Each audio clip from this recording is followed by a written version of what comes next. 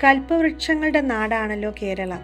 നമ്മുടെ എല്ലാ ദിവസത്തെ കുക്കിങ്ങിലെ മെയിൻ താരം തേങ്ങയാണ്. തേങ്ങ ഉപയോഗിക്കാതെ കുക്ക് ചെയ്യുക എന്നത് മലയാളികൾക്ക് ചിന്തിക്കാൻ സാധിക്കത്തില്ല, അല്ലേ?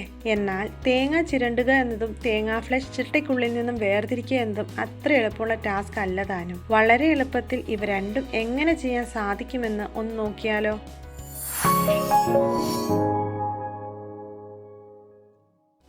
എല്ലാവർക്കും സ്ട്രോബെറി ചാനലിലേക്ക് സ്വാഗതം. ഞാൻ നീനു. ഒരു തേങ്ങ പൊതിച്ച് ചകിരിനാരുകളെല്ലാം കളഞ്ഞ് വൃത്തിയാക്കി എടുത്തിരിക്കുന്നതാണിത്. ആദ്യം തേങ്ങ പൊട്ടിക്കാം. തേങ്ങാവെള്ളം കളയാതെ എടുക്കുന്നതിന് വേണ്ടി ഒരു ബൗൾ എടുത്തു വയ്ക്കാം.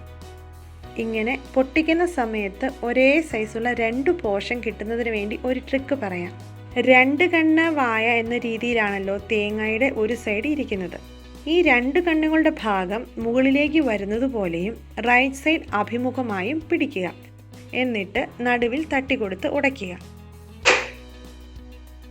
ഈ രീതിയിലൊക്കെ പിടിച്ചു പൊട്ടിച്ചാലും ചിലർക്ക് ശരിയാകും, ചിലർക്ക് ശരിയാവത്തില്ല. നമ്മുടേത് ശരിയായി. 2 പോർഷൻ ഒരേ സൈസിൽ കിട്ടിയിട്ടുണ്ട്. തേങ്ങാവെള്ളം നല്ലതാണ്, അത് കളയണ്ട. അപ്പം ഉണ്ടാക്കുകയാണെങ്കിൽ അതിലൊഴിക്കാം, അല്ലെങ്കിൽ കുടിക്കാം. ഇനി അടുത്തത് നമ്മൾ ചെയ്യുന്നത് ചിരട്ടയ്ക്കുള്ളിൽ നിന്നും തേങ്ങാ ഫ്ലഷ് പുറത്തെടുക്കുക എന്നതാണ്. അതിന് നല്ല ബലമുള്ള ഒരു കത്തി എടുക്കുക. തേങ്ങായിൽ ഇതുപോലെ മാർക്കിടുക. അതിനുശേഷം ചിരട്ടയുടെയും തേങ്ങാ ഫ്ലഷിൻ്റെയും ഇടയിലൂടെ കത്തി തിക്കി തേങ്ങാ ഫ്ലഷ് പുറത്തേക്ക് എടുക്കുകയാണ് സാധാരണ നമ്മൾ ചെയ്യുന്നത്, അല്ലേ? വളരെ ശ്രദ്ധാപൂർവം ചെയ്യേണ്ട ഒരു പ്രവൃത്തിയാണിത്. പ്രാക്ടീസ് ഉണ്ടെങ്കിൽ മാത്രമേ കൈ മുറിയാതെ ഇങ്ങനെ തേങ്ങ വേർതിരിക്കാൻ സാധിക്കൂ. വളരെ പ്രയാസപ്പെട്ടാണ് ഈ രീതിയിൽ തേങ്ങ ചിരട്ടയ്ക്കുള്ളിൽ നിന്നും വേർതിരിക്കുന്നത്. കാരണം തേങ്ങ ചിരട്ടയിൽ നല്ലതുപോലെ ഫിക്സായി ഇരിക്കുന്ന അവസ്ഥയാണുള്ളത്. കണ്ടില്ലേ, കുറച്ചൊന്ന് പ്രയാസപ്പെട്ടെങ്കിലും ചിരട്ടയ്ക്കുള്ളിൽ നിന്നും പൂർണ്ണമായും തേങ്ങ പുറത്തെടുത്തു. നല്ലതുപോലെ കഴുകി വൃത്തിയാക്കി വെച്ചിരിക്കുകയാണിത്. ഇനി ഇത്രയും ഒന്നും പ്രയാസപ്പെടാതെ എളുപ്പത്തിൽ ചിരട്ടയ്ക്കുള്ളിൽ നിന്നും എങ്ങനെ തേങ്ങ വേർതിരിക്കാമെന്ന് നോക്കാം. ആദ്യത്തെ രീതിയിലേക്ക് കിടക്കാം. അതിനുവേണ്ടി ഒരു സോസ് പാനിൽ വെള്ളം തിളപ്പിക്കാൻ വെച്ചിട്ടുണ്ട്. വെള്ളം നല്ലതുപോലെ തിളച്ചു വന്നു കഴിഞ്ഞ് സ്റ്റൗവിൽ നിന്നും മാറ്റാം. ചിരട്ടയുടെ അടിഭാഗം കവർ ചെയ്ത് വേണം ഇരിക്കാൻ. അത്രയും വെള്ളം വേണം എടുക്കേണ്ടത്. ഓരോ ചിരട്ട വീതം പാത്രത്തിലേക്ക് ഇറക്കി വയ്ക്കാം. ഇനി മൂടി വയ്ക്കാം. ഏകദേശം 10 മിനിറ്റ് കഴിഞ്ഞ് പുറത്തെടുക്കാം. ചിരട്ട നല്ലതുപോലെ ചൂടാകുന്നത് വരെ ഇതുപോലെ വെള്ളത്തിൽ വെക്കുകയാണ് ചെയ്യേണ്ടത്. അതിനുശേഷം റൂം ടെമ്പറേച്ചറിലേക്ക് കൊണ്ടുവരണം. ചിരട്ട നല്ലതുപോലെ ചൂടായിട്ടുണ്ട്. ഇനി ചിരട്ടയുടെ ചൂട് റൂം ടെമ്പറേച്ചറിൽ കൊണ്ടുവന്നതിന് ശേഷമാണ് തേങ്ങ ചിരട്ടയ്ക്കുള്ളിൽ നിന്ന് വേർതിരിക്കേണ്ടത്. പുറത്ത് എടുത്തു വെച്ച് വെയിറ്റ് ചെയ്ത് തണുപ്പിച്ച് ചെയ്യാം. അതല്ലെങ്കിൽ പെട്ടെന്ന് ചൂട് മാറുന്നതിന് വേണ്ടി വെള്ളത്തിൽ ഇട്ട് വയ്ക്കാം. സാധാരണ ടാപ്പ് വാട്ടർ ഉപയോഗിച്ചാൽ മതി. പെട്ടെന്ന് തന്നെ ചൂട് മാറി തണുക്കും. ഇനി തേങ്ങ ചിരട്ടയിൽ നിന്നും വേർതിരിക്കാം. നേരത്തെ കാണിച്ചതുപോലെ തന്നെ തേങ്ങയ്ക്കുള്ളിൽ ഒരു ലൈൻ ഇട്ട് തിക്കി പുറത്തെടുക്കുകയാണ് ചെയ്യുന്നത്.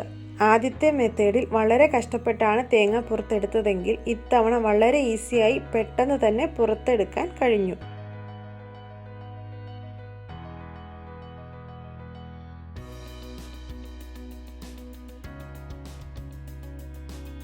ഇങ്ങനെ ചെറുതായി കൊത്തിയെടുക്കുന്നതിന് പകരം മുഴുവനായും പുറത്തെടുക്കാം.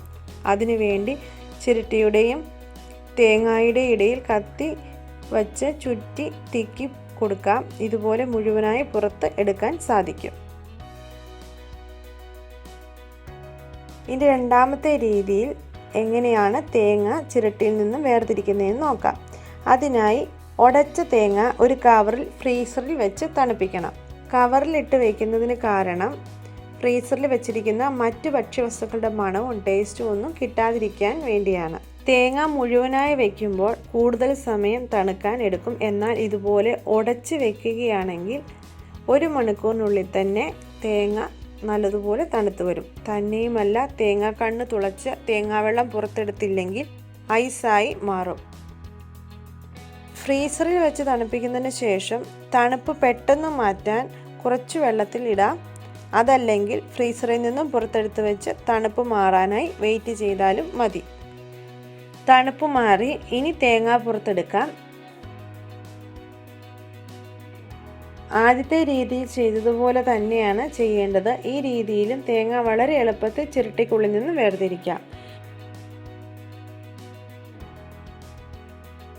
ഇനി തേങ്ങ എങ്ങനെ ദീർഘനാൾ സൂക്ഷിക്കാം എന്നാണ് നോക്കുന്നത്. ഒരു കവറിലോ ബോക്സിലോ കട്ട് ചെയ്യുന്ന തേങ്ങാ കഷ്ണങ്ങൾ ഇട്ട് ഫ്രീസറിൽ സൂക്ഷിക്കാം.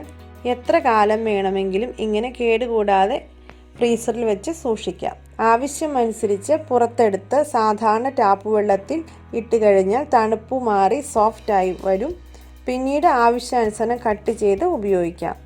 ഇനി ചിരവ ഉപയോഗിക്കാതെ എങ്ങനെ ചിരവി എടുക്കാമെന്നാണ് നോക്കുന്നത്. അതിനായി ഇങ്ങനെ പുറത്തെടുക്കുന്ന തേങ്ങ മീഡിയം സൈസിൽ അരിയണം. കഷ്ണങ്ങൾക്ക് എല്ലാം ഏകദേശം ഒരു സൈസ് ആകാൻ ശ്രദ്ധിക്കണം.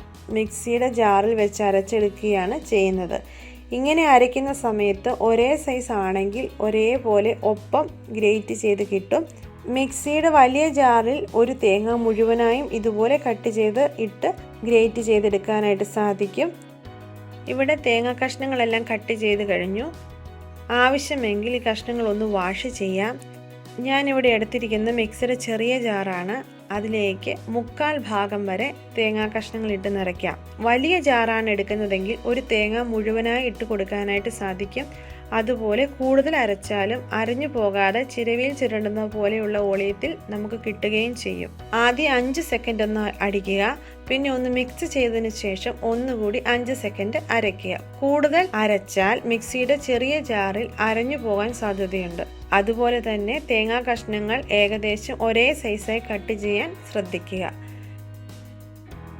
ഇനി ചിരവിയ തേങ്ങ സ്റ്റോർ ചെയ്യുന്നത് എങ്ങനെയെന്ന് നോക്കാം. ഇതുപോലെ കവറിലോ ബോക്സിലോ ഇട്ട് എത്ര കാലം വേണമെങ്കിലും ഫ്രീസറിൽ സൂക്ഷിക്കാം. ഞാൻ എടുക്കാൻ എളുപ്പത്തിനായി വളരെ തിന്നായിട്ടാണ് തേങ്ങ ഫില്ല് ചെയ്തിരിക്കുന്നത്. അതുകൊണ്ട് ആവശ്യാനുസരണം പെട്ടെന്ന് തന്നെ ഇതുപോലെ ഒടിച്ച് കറികളിൽ യൂസ് ചെയ്യാൻ സാധിക്കും. തോരൻ കറികളിൽ ഇതുപോലെ ഒടിച്ച് നേരിട്ടെടുത്താലും ആവി കയറി പെട്ടെന്ന് റെഡിയായി കിട്ടും. തിക്കായി ഫില്ല് ചെയ്താൽ അതിൽ നിന്നും എടുക്കാൻ കുറച്ച് ടൈം ആവശ്യമുണ്ട്. തണുപ്പ് മാറാൻ വെയിറ്റ് ചെയ്യേണ്ടതായിട്ടും വരും. അതുപോലെ തന്നെ ബോക്സിലാണ് നമ്മൾ എടുത്ത് വെക്കുന്നതെങ്കിൽ ഫോർക്ക് വെച്ച് മെല്ലെ നമുക്ക് അതിൽ നിന്നും ഇളക്കി തേങ്ങ എടുത്ത് ഉപയോഗിക്കാവുന്നതാണ്. ഇതുപോലെ കവറിലാക്കി തേങ്ങ ഫ്രീസ് ചെയ്തതിന് ശേഷം വിദേശ രാജ്യങ്ങളിലേക്ക് കൊണ്ടുപോകാനായി സാധിക്കും. മണിക്കൂറുകൾ ഒരു കേടും വരാതെ ഇരിക്കും. തണുപ്പ് മാറുന്നതനുസരിച്ച് വെള്ളം ഒലിച്ചു വരും. അതൊന്ന് ശ്രദ്ധിച്ച് വേണം പാക്ക് ചെയ്യാൻ. അത്രമാത്രം. പിന്നീട് അവിടെ ചെന്ന് ഫ്രീസറിൽ വെച്ച് കുറഞ്ഞത് 6 മാസക്കാലം വരെ ഒരു കേടും വരാതെ ഉപയോഗിക്കാനായിട്ട് സാധിക്കും. പലതരത്തിൽ തേങ്ങ കട്ട് ചെയ്തെടുക്കുന്നത് എങ്ങനെയെന്നാണ് ഇനി നോക്കുന്നത്. അതിനായി ഒരു പീലർ എടുത്തിട്ടുണ്ട്. തേങ്ങയുടെ ഫ്ലഷിലെ അടിഭാഗമുള്ള ഈ ഡാർക്ക് പോർഷൻ വേണ്ട എന്നുണ്ടെങ്കിൽ ഇതുപോലെ പീല് ചെയ്ത് കളയാവുന്നതാണ്. പക്ഷേ ഞാൻ ഒരിക്കലും കളയാറില്ല. ചിലത് കുറച്ച് കൂടുതൽ ഡാർക്ക് ഹാർഡായിരിക്കും. ഇങ്ങനെയുള്ളത് കളയും. ഇനി ചെറിയ കഷ്ണങ്ങൾ ആക്കി ബോർഡിൽ വെച്ച് ഇതുപോലെ കട്ട് ചെയ്തെടുക്കാം.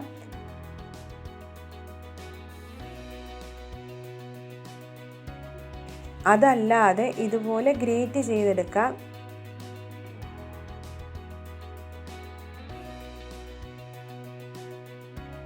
ഇനി സ്ലൈസർ ഉപയോഗിച്ച് ഇതുപോലെ സ്ലൈസ് ചെയ്ത് എടുക്കാം.